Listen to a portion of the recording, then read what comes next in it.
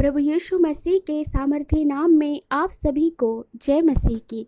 मेरे प्यारे भाइयों और बहनों, आज मैं आपको बताना चाहती हूँ कि मुझे कैसे प्रभु यीशु मसीह ने संतान की आशीष दी और मुझे इन 5 सालों में कौन कौन सी प्रॉब्लम फेस करना पड़ा। अगर आप मेरी गवाही को सुनेंगे तो निश्चय ही आप आशीषित होंगे।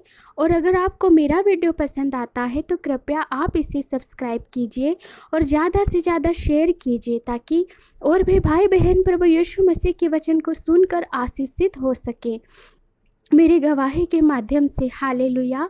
मेरे प्यारे भाइयों और बहनों, आज मैं आपको बताना चाहती हूँ कि मैं एक गैर मसीह परिवार से आई हूँ जहाँ पर प्रभु यीशु मसीह को कोई नहीं जानता था, लेकिन मैं सच्चे और जीवित परमेश्वर की तलाश में थी। मुझे शांति की तलाश में थी और मुझे शांति कभी नहीं मिली। मेरे घर में, मेरे परिवार में बहुत सारी प्रॉब्लम होती थी। कई बार ऐसा हुआ कि हमने अपना जीवन समाप्त कर लेना चाहा, परंतु प्रभु यीशु मसीह हमें देख रहे थे, हमारे आंसुओं को, और प्रभु यीशु मसीह ने हम पर प्रकट किया कि मैं ही सच्चा परमेश्वर हूँ। जब हमने प्रभु यीशु मसीह के वचन को सुना तब हमने विश्वास किया कि जिस ईश्वर की हमको तलाश है वही प्रभु यीशु मसीह है, और हमने उन्हें अपना उद्धारकर्ता मान लिया और हमारा जीवन बदल गया। उसके बाद मेरी शादी प्रभु यीशु मसीह के अनुग्रह से हुई। हालेलुया। प्रभु यीशु मसीह ने अद्भुत रीति से हमें चलाया, हमारे जीवनों में कई आश्चर्य कर्म को किया और हमारा हाथ थाम कर हमें आगे बढ़ाया।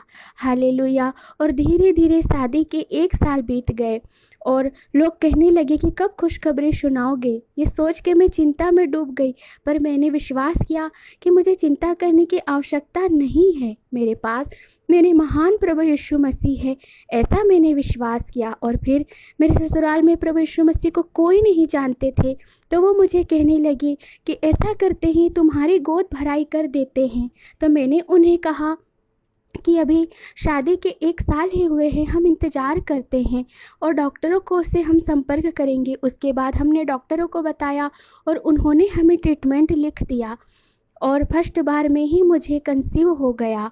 लेकिन हमारी खुशियाँ ज़्यादा दिन नहीं चली।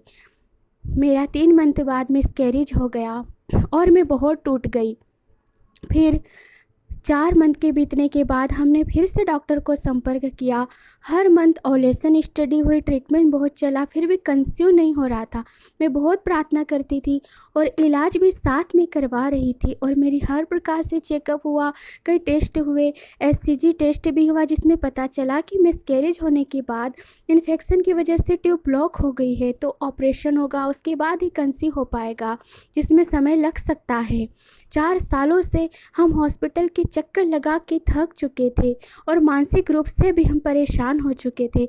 परिवार में कहीं भी आते जाते सब बहुत ताने सुनाते थे। मेरे मन में ऐसा आता कि मैं सुसाइड कर लूँ। मैं बहुत निराश हो चुकी थी। मेरे ससुराल में मेरे पति और मेरे सास ससुर मेरा बहुत सपोर्ट करते थे, पर दूसरे रिश्तेदार हमें बहुत ताने सुनाते थे। कहीं भी शादी में, कार्यक्रम में जाती थी, सब बहुत ताने देते थे। मेरा घर से बाहर निकलना भी दुश्वार हो गया था।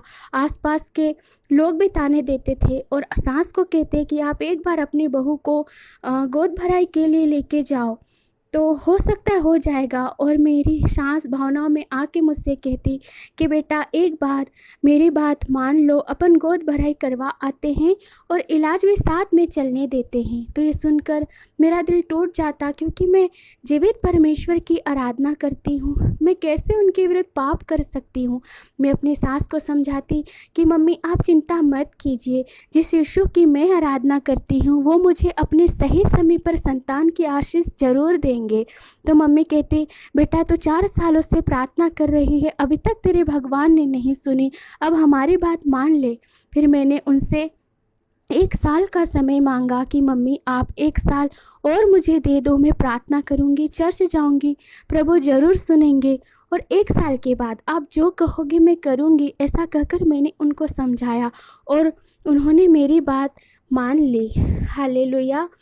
मेरे ससुराल में कोई भी यीशु को नहीं जानते थे, पर प्रभु यीशु मसीह के अनुग्रह द्वारा मेरी सास ने कहा कि बेटा जिस यीशु को तू मानती उनसे प्रार्थना करना और चर्च भी जाना।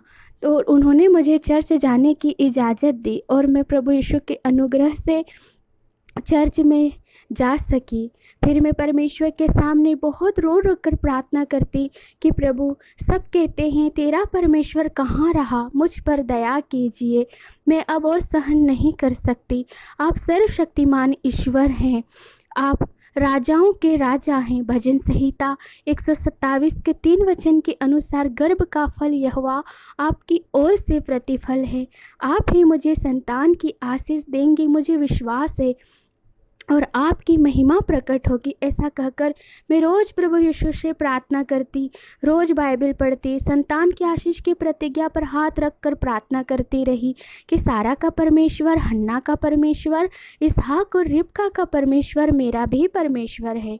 जैसे परमेश्वर आपने इनकी सुधि ली, कृपया मेरी भी सुधि लीजिए। ऐसा बोल के रोज़ दिन रात में प्रार्थना करती रही और प्रति रविवार को चर्च भी जाया करती। ऐसे करते हुए 4 साल बीत गए। मैंने डॉक्टर का ट्रीटमेंट बंद कर दिया और पूरी तरीके से मैंने यीशु पर विश्वास किया कि वो ही डॉक्टरों के डॉक्टर है, जो काम दवाएं नहीं कर सकती, मेरा यीशु सब कुछ कर सकता है। हालेलुया। और प्रभु यीशु मसीह जो जिंदा खुदा है, उसने मेरी सुधि ली और मुझे संतान की आशीष देकर मेरे गर्भ को आशीषित किया। मैं बहुत खुश हूँ कि हमारा यीशु प्रार्थना का उत्तर देने वाला प्रभु है। हालेलुया। इन 5 सालों में बहुत कठिन परिस्थिति आई, पर मेरे यीशु पर विश्वास ने और यीशु मसीह के प्रेम ने मुझे संभाले रखा और उसने मुझे कभी नहीं छोड़ा, कभी नहीं त्यागा। प्रभु यीशु ने मुझे कई बार मौत के मुंह से बचाया और मैंने प्रभु यीशु से कहा कि प्रभु, संतान न होने के जिस दर्द से मैं गुजरी हूँ, मैं उन बहनों के दर्द को भी समझ सकती हूँ। कृपया मुझे आशीर्वाद दीजिए कि जिन बहनों के पास बच्चे की आशीष नहीं है, मैं उनके लिए प्रार्थना करूँ और वे आशीषित हों। और यीशु ने मुझसे अपने वचन के द्वारा बात की कि जो कुछ तुम प्रार्थनाओं में मुझसे मेरे नाम से मांगोगे, उसे मैं अवश्य ही करूँगा कि पुत्र के द्वारा पिता की महिमा हो। हालेलुया। और प्रभु ने मुझे बहुतायत से आशीषित किया। इसलिए मेरे प्यारे भाइयों और बहनों, अगर आप मेरी गवाही को सुन रहे हैं और आपके पास संतान की आशीष नहीं है, तो कृपया आप निराश मत होइए, बल्कि आनंदित होइए कि प्रभु ने आज मेरी गवाही के माध्यम से आपसे बात की है। प्रभु यीशु मसीह सबके परमेश्वर है। जिस यीशु मसीह ने मुझे संतान की आशीष दी, वो आपको भी अवश्य संतान की आशीष देंगी और आपकी नाम धराई को दूर करेंगे। भजन संहिता 113 के 9 के अनुसार वह बाँझ को घर में लड़कों की आनंद करने वाली माता बनाता है। यह की स्तुति करो। सच में हमारा प्रभु यीशु मसीह ही एकमात्र प्रार्थनाओं का उत्तर देने वाला परमेश्वर है। मैंने जो संतान की आशीष के लिए विशेष प्रार्थना का वीडियो बनाया है, उसे आप अवश्य देखें और उनमें जो वचन है उसे बार बार सुने और उन प्रतिज्ञा वचन को अपना मानकर कि ये वचन हमारे लिए निरंतर प्रार्थना करें विश्वास के साथ और रोज बाइबल पढ़ें। आप जरूर संतान की आशीष को पाएंगे और एक दिन अपनी गोद में बच्चे की आशीष को लेकर के गवाही देंगे। मुझे विश्वास है आपने आज इस गवाही के माध्यम से आशीष पाई है। प्रभु यीशु आप सभी बहनों को, भाइयों को अपने जीवित वचनों के द्वारा बहुतायत की आशीष दे।